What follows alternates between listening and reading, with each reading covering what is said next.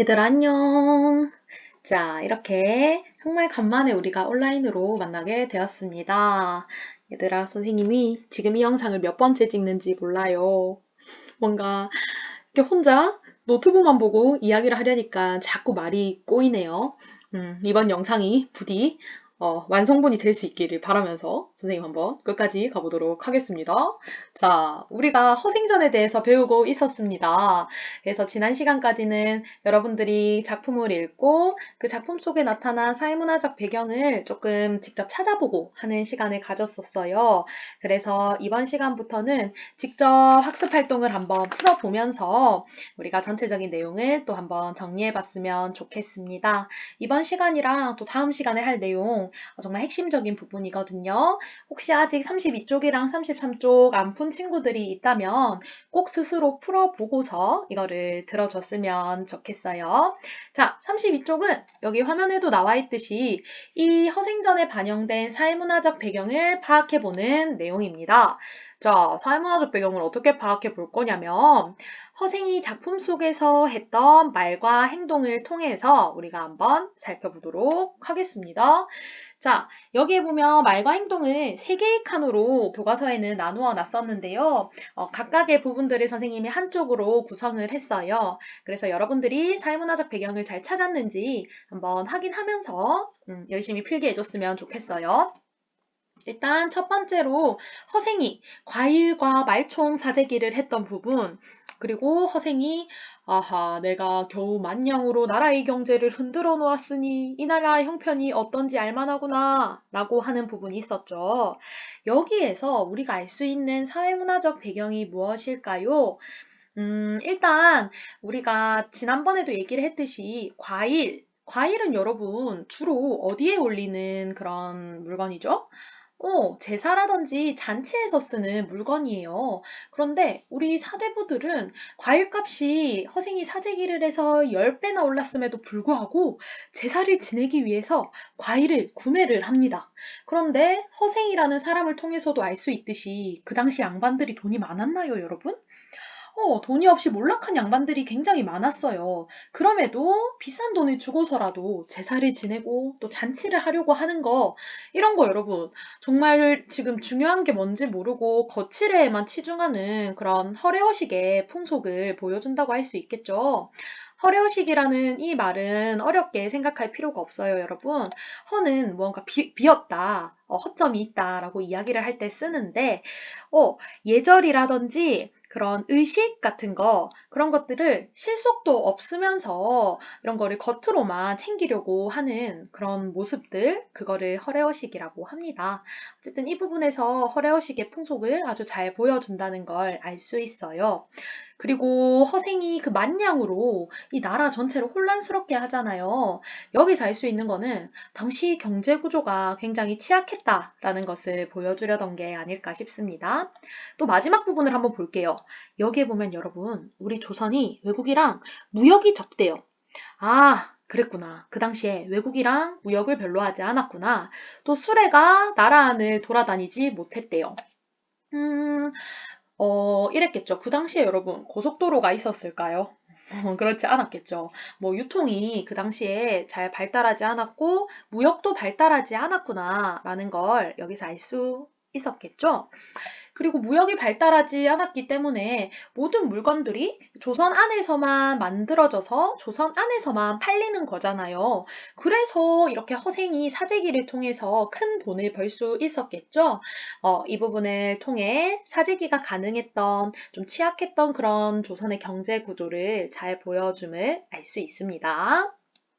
자, 그 다음 부분으로 넘어가 보도록 하겠습니다.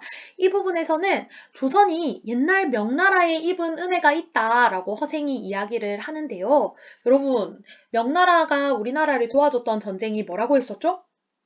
그렇지. 임진왜란이라고 했었습니다.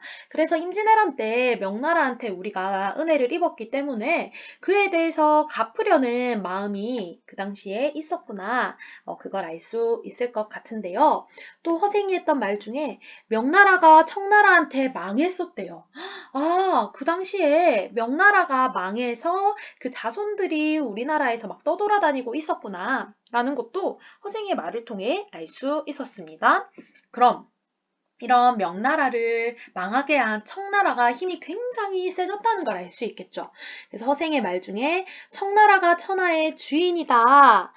청나라가 힘이 굉장히 세다라는 걸 알 수 있고 다른 나라보다 먼저 우리가 항복을 했대요. 자, 우리가 청나라랑 싸우다가 결국 항복을 했던 전쟁이 무슨 전쟁이었죠? 병자호란이었죠. 그래서 우리가 남한산성에서 굉장히 뼈아픈 치욕을 겪게 되는데요. 이 부분을 통해 병자호란의 치욕을 안겨줬던 청나라한테 우리가 복수를 하고자 하는 그런 마음이 있었다는 걸 알 수 있습니다. 자, 여러분 여기서 퀴즈. 지난 시간에 우리가 했던 부분인데 명나라랑은 친하게 지내고 은혜를 갚으려고 하지만 청나라를 배척하고 복수하려고 하는 거를 네 글자로 뭐라고 한다고 했죠? 그렇지, 친명배금이라고 했다는 거.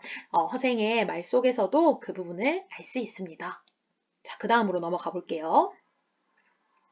자, 거의 마지막 부분입니다. 이 부분도 중요한 핵심 부분이죠. 허세행이 세 가지 계책을 다 하지 못한다고 한 이완대장에게 이렇게 통렬한 비판을 합니다. 야, 사대부란 놈들, 너네 도대체 어떤 놈들이냐? 응?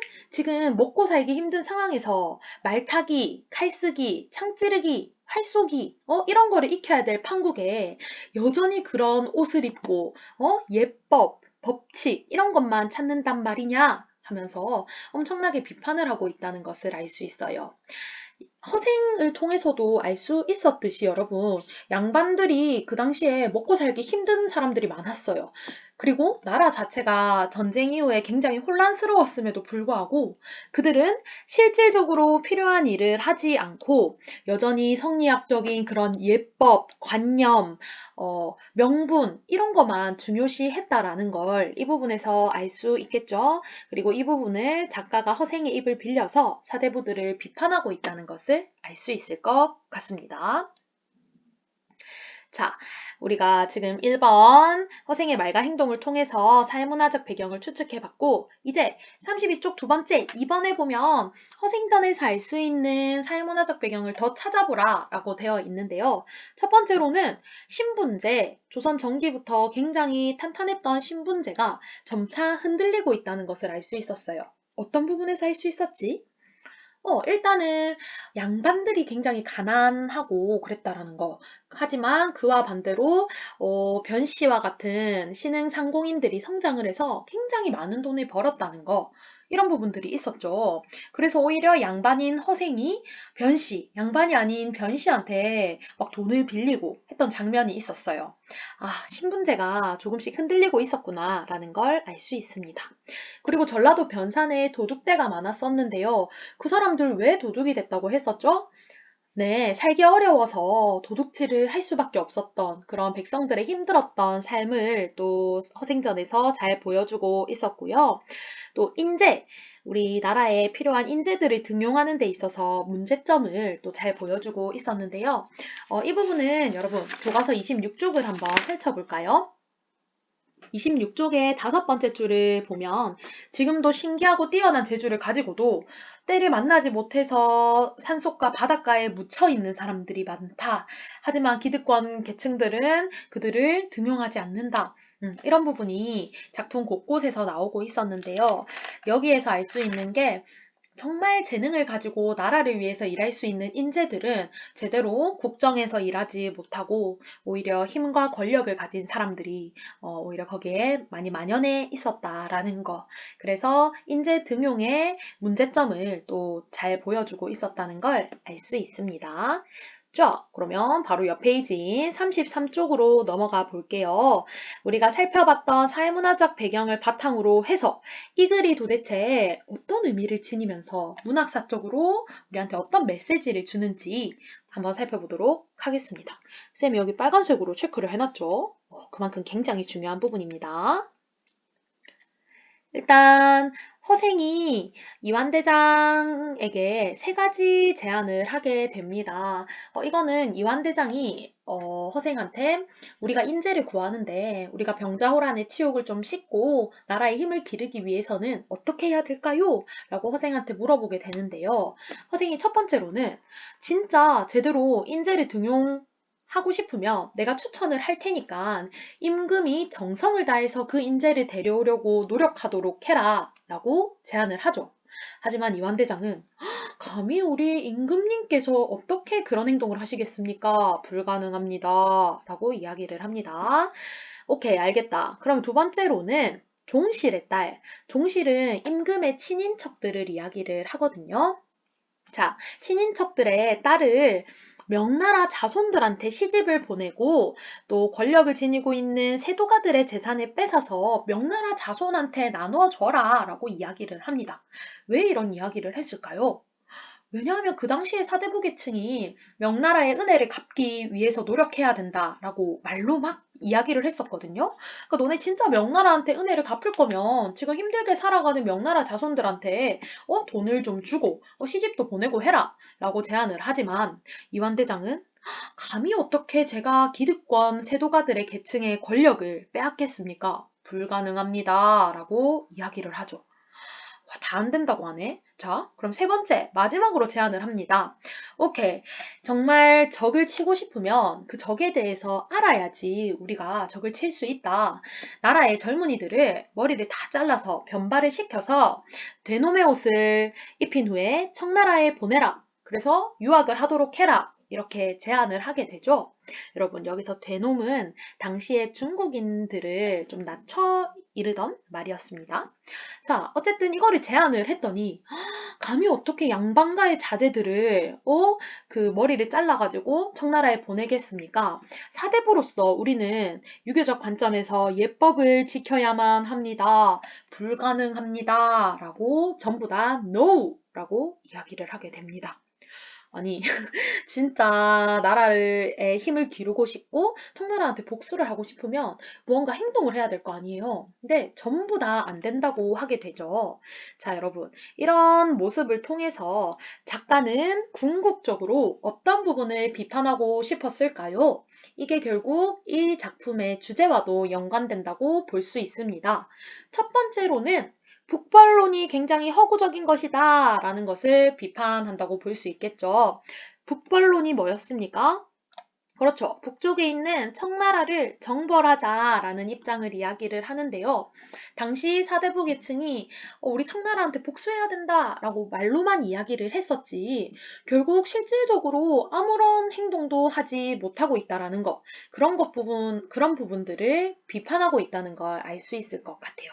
그리고 또 이렇게 힘든 상황에서도 나라 상황이 어지러운데도 불구하고 지금 이완대장의 대답을 보면 사대부로서 예법을 지켜야 되고 우리 기득권들의 계층을 건드릴 수 없고 또 임금님은 감히 그런 행동을 할 수 없다 라면서 헛된 명분에만 집착하고 있는 사대부들의 허례허식 그리고 무능한 모습 이런 거를 비판하고 있다는 것을 알 수 있습니다.